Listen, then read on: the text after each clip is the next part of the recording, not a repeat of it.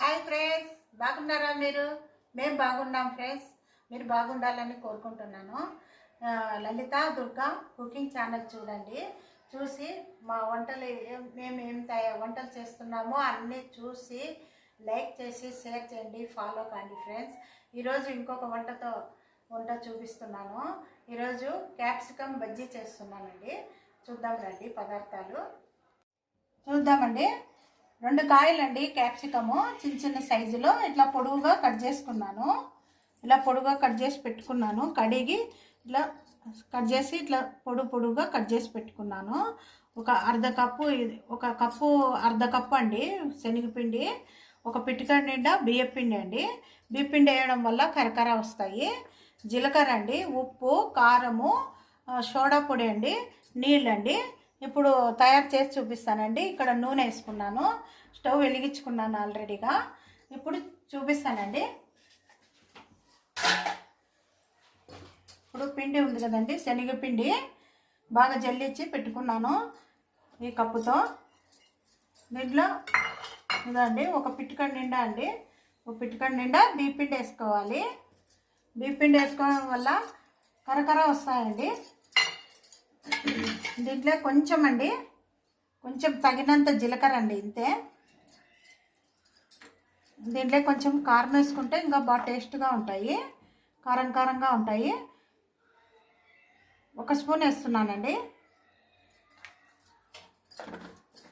బాగుంటాయండి క్యాప్సికమ్ బజ్జీలు. సోడా వేస్తున్నానండి.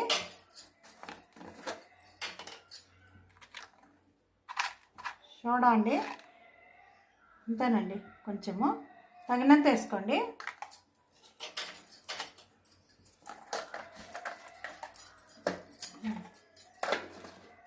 ఇప్పుడు బాగా కలుపుకోవాలి.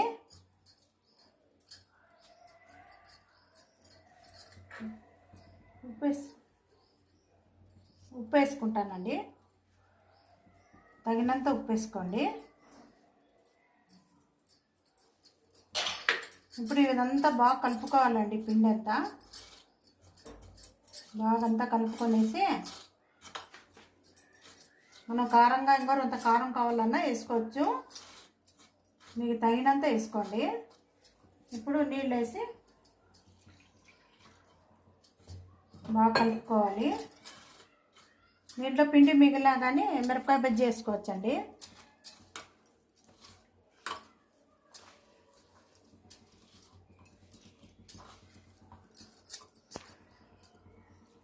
కొంచెము మరీ ఎక్కువ నీళ్ళు ఉండకూడదండి, మరీ అంత గట్టిగా ఉండకూడదు, కొంచెం మీడియంగా ఉండాలి. అప్పుడే పట్టుకుంటుందండి మిరపకాయకి.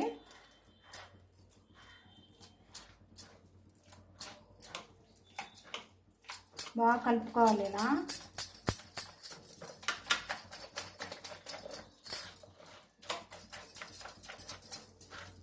జీలకర్ర అంతా వేయడం వల్ల టేస్ట్ ఉంటుందండి బజ్జీ కూడా.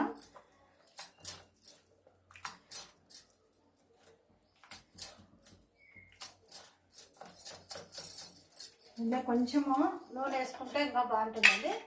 కొంచెం అండి, ఒక చిటికెడు అంత వేస్తున్నాను.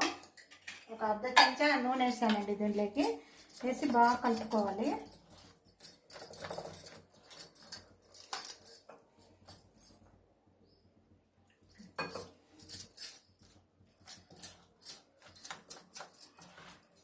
బాగా ఇలా కలుపుకోవాలండి. పిండి బాగా కలుపుకుంటే బజ్జీకి బాగా వస్తుందండి. బాగా ఉంటలు లేకోకుండా బాగా కలుపుకోవాలి.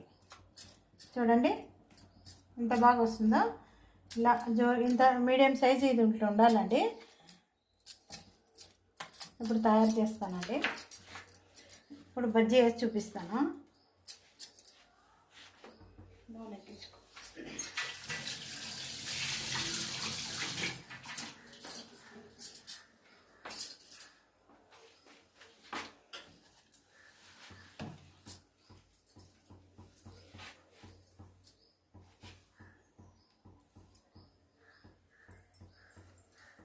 ఇలా పొంగిందండి.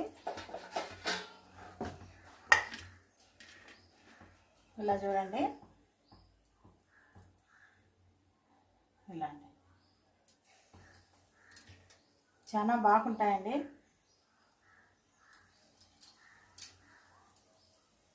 ఇలా అండి ముంచేసేసుకోవాలి.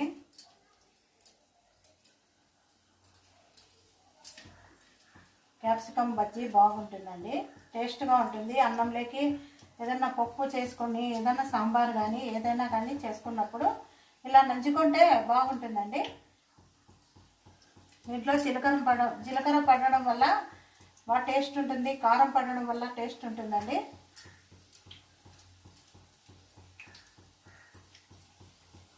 చూడండి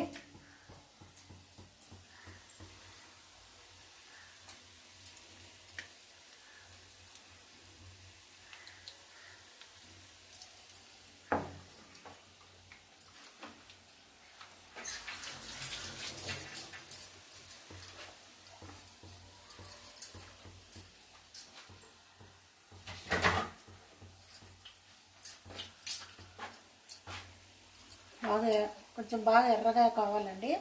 చూడండి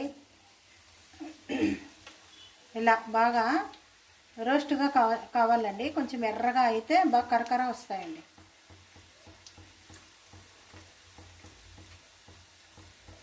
చిన్నపిల్లలైనా ఇట్లా ఉత్తగానే తినేస్తారండి ఖాళీగా. సూపర్ ఉంటుంది. చక్కెర తినొచ్చు, టేస్ట్ ఉంటుంది, చప్పగా ఉంటుంది కాబట్టి చిన్నపిల్లలు కూడా బాగా తినేస్తారండి. బాగా కొంచెం కాలాలండి, కాగితే బాగా కరకర వస్తాయి. చూద్దాం రండి.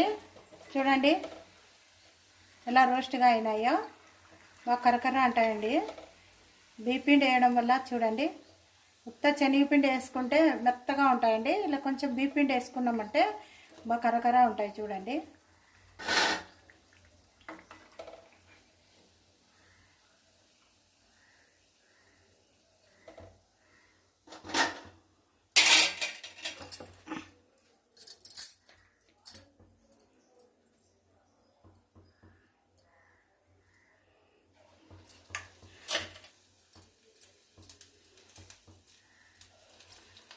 ఇలా ముంచేసేయడమేనండి.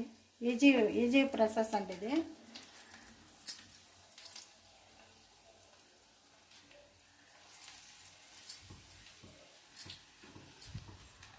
దీంట్లో ఒకవేళ కొంచెం పిండి మిగిలినా కానీ మీరు మిరపకాయ బజ్జీలు వేసుకోవచ్చు. లేదంటే ఒక ఉల్లిగడ్డ తరిగి 2 పచ్చిమిరపకాయలు ఇంత కొత్తిమీర కరివేపాకు వేసుకొని ఇట్లా బోండాలా కూడా చేసుకోవచ్చండి. మిగిలిపోకుంటే ఇలాగే చేసుకోవచ్చండి.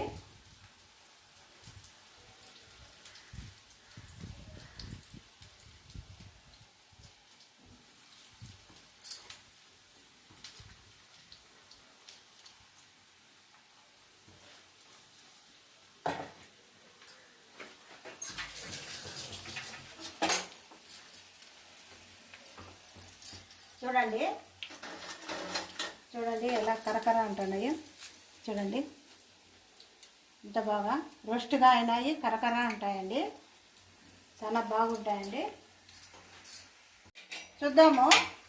చూడండి ఎంత ఎర్రగా అయినాయో, కరకర అంటాయండి క్యాప్సికమ్ బజ్జీలు. చూడండి